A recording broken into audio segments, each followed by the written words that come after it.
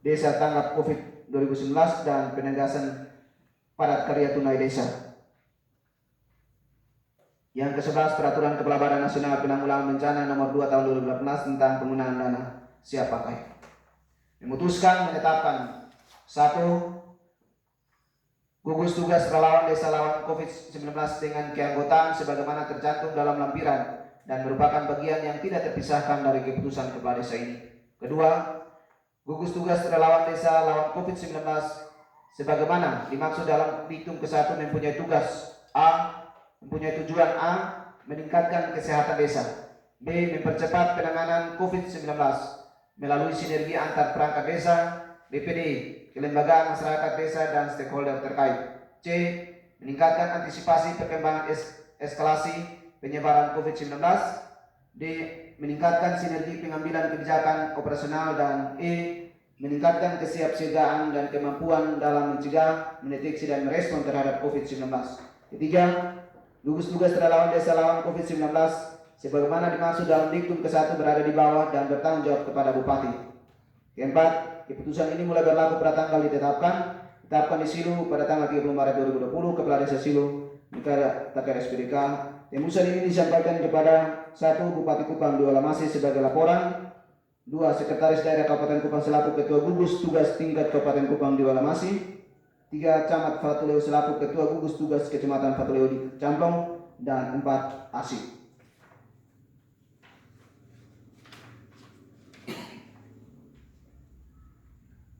Lampiran Keputusan Kepala Desa nomor 430/01/DS/2020 tanggal 30 Maret 2020 tentang gugus tugas relawan desa lawan COVID-19. Susunan keanggotaan gugus tugas relawan desa lawan COVID-19. Nomor 1. Nomor nama jabatan dalam gugus tugas relawan desa. Tugas 1. Kepala Desa sebagai jabatan sebagai ketua BPD, sebagai wakil ketua perangkat desa, ketua RT, pendamping lokal desa, tokoh agama, tokoh adat, tokoh masyarakat, pendamping program keluarga harapan PKH, kader desa, Satlimas, tenaga kesehatan desa, Karang Taruna sebagai anggota, dan Babinkan Dinas, Babinsa, pendamping desa sebagai mitra dalam gugus tugas relawan desa. Tugas, ada berapa tugas yang nantinya akan kita lihat untuk kita laksanakan. A. Menetapkan dan melaksanakan rencana operasional percepatan penanganan COVID-19. B. Mengkoordinasikan dan mengendalikan pelaksanaan kegiatan percepatan penanganan COVID-19. C. Melakukan pengawasan pelaksanaan percepatan penanganan COVID-19. D. Mengerahkan sumber daya untuk pelaksanaan kegiatan percepatan penanganan COVID-19. Melakukan pemantauan dan pendataan terhadap para pendatang dan keluarga yang didatangi. F. Melaporkan keberadaan para pendatang dan keluarga yang didatangi kepada gugus tugas kecamatan yang tebusannya disampaikan kepada gugus tugas kabupaten termasuk status kesehatan sebelum, pada saat karantina dan setelah masa karantina. G. Mendata penduduk rentan sakit seperti orang tua, balita, serta orang yang memiliki penyakit menahun, penyakit tetap, dan penyakit kronis lainnya. H. Mengidentifikasi fasilitas-fasilitas desa yang bisa dijadikan sebagai ruang isolasi. I. Melakukan penyemprotan disinfektan di lingkungan desa. J. Menyediakan alat kesehatan untuk deteksi dini, perlindungan serta pencegahan penyebaran wabah dan penularan COVID-19. K. Menyediakan informasi penting terkait dengan penanganan COVID-19 seperti nomor telepon, rumah sakit, rujukan, ambulans, dan lain-lain. I. L. Melakukan pencatatan tamu yang masuk ke desa dan mencatat keluar masuknya warga desa setempat ke desa atau daerah lain. M. Membantu memfasilitasi masyarakat yang membutuhkan penanganan COVID-19. Dan N.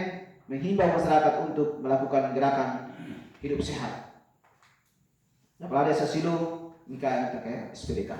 Jadi saudara-saudara, ini juga sudah ada rencana anggaran biaya yang walaupun untuk sementara kita dalam penyusunan anggaran untuk pelaksanaan kegiatan tahun 2020, tetapi karena virus corona atau COVID-19 ini dia mendahului, maka bagaimanapun kita harus tanggulangi terlebih dahulu. Mau dari manapun tetap kita harus berusaha untuk bisa tanggulangi ini, dan bendahara sudah membuatkan draft untuk dilaksanakan yang tidak terpisahkan dari kegiatan kita berkaitan dengan edaran yang sudah kita keluarkan atau surat keputusan yang sudah kita keluarkan berdasarkan tupoksi atau tugas kita masing-masing. Maka ini sudah ada rencana anggaran biaya yang sudah disusun oleh Bapak Bendahara. Nantinya saya akan sampaikan kepada kita semua.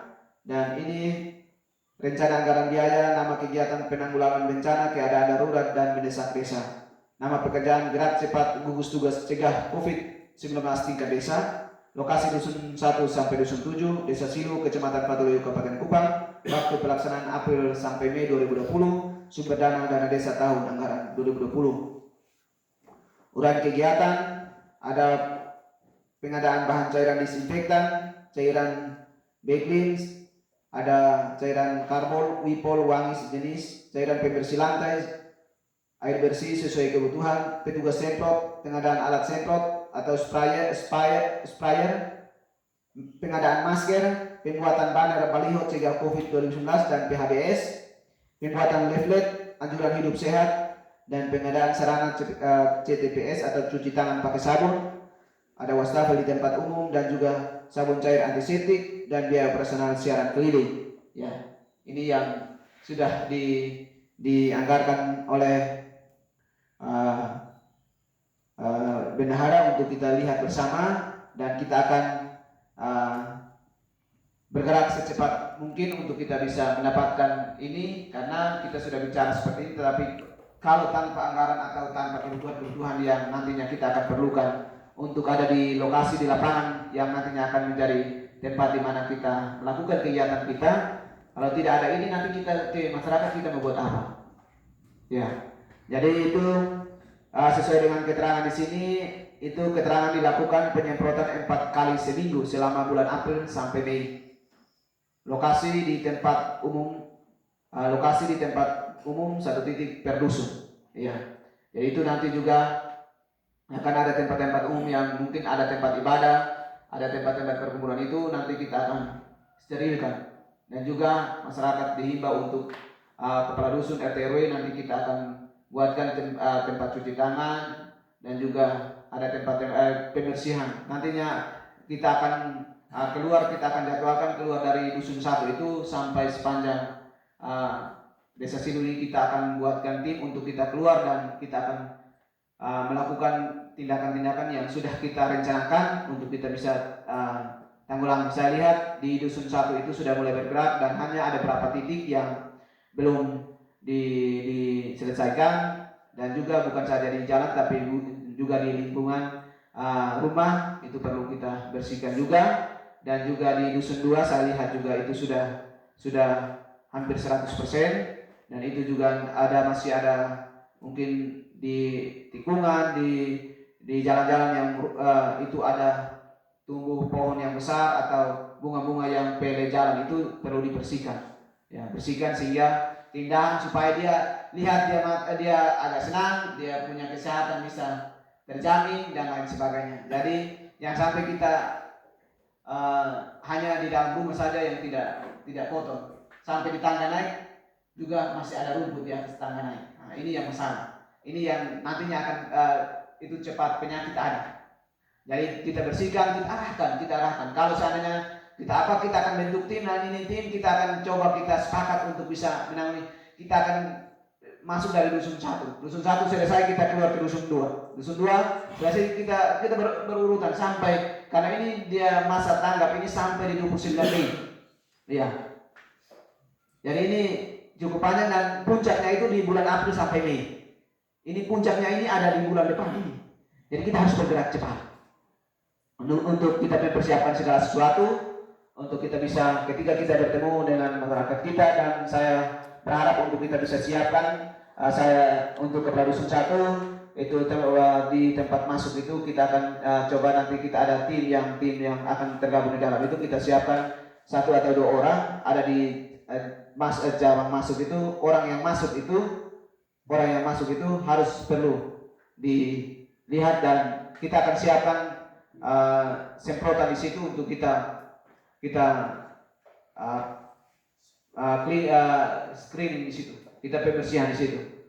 Jadi siapapun dia yang lewat, kita harus, kalau memang itu juga ada teman-teman yang limas yang juga harus setiap saat harus ada hubungan ke kepala dusun, RT, dan juga kepala desa, untuk kita akan siapkan waktu-waktu khusus untuk kita semacam ronda yang nanti kita akan ke tempat-tempat yang nanti akan kita lihat, untuk kita bisa amankan setiap orang yang keluar malam atau duduk-duduk di jalan atau apa, tamu keluar masuk, kita perlu tanyakan dari mana, karena dia harus jelas.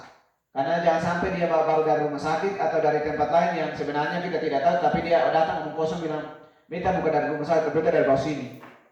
Padahal dia ada dari rumah sakit ini. Nah, ketika kita bersentuhan, kita akan dilengkapi. Saya berharap, saya tidak lihat ini pengadaan yang semacam teman-teman yang nanti akan melakukan semprotan itu, Bapak Bendahara, itu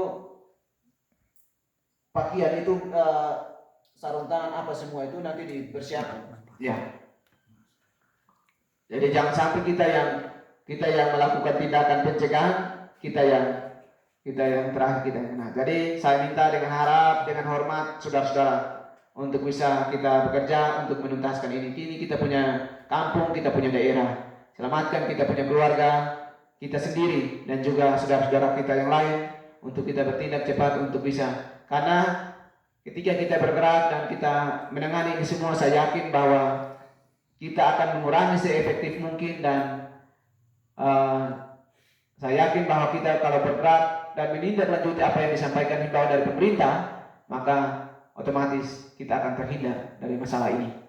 Saya berharap untuk masyarakat mana yang bersikeras untuk tidak mau memindahkan akan tindakan yang nantinya kita akan lakukan, maka kita akan bertindak agak keras. Ya, kita akan bertindak agak keras. Ya, karena jangan sampai dengan dia minta maaf dia kepala batu, akhirnya dengan dia punya kepala batu itu dia bisa menimbulkan permasalahan yang besar, efek yang besar. Dia punya ulah, akhirnya menyebabkan masyarakat desa Silu masuk dalam dampak yang kita tidak inginkan.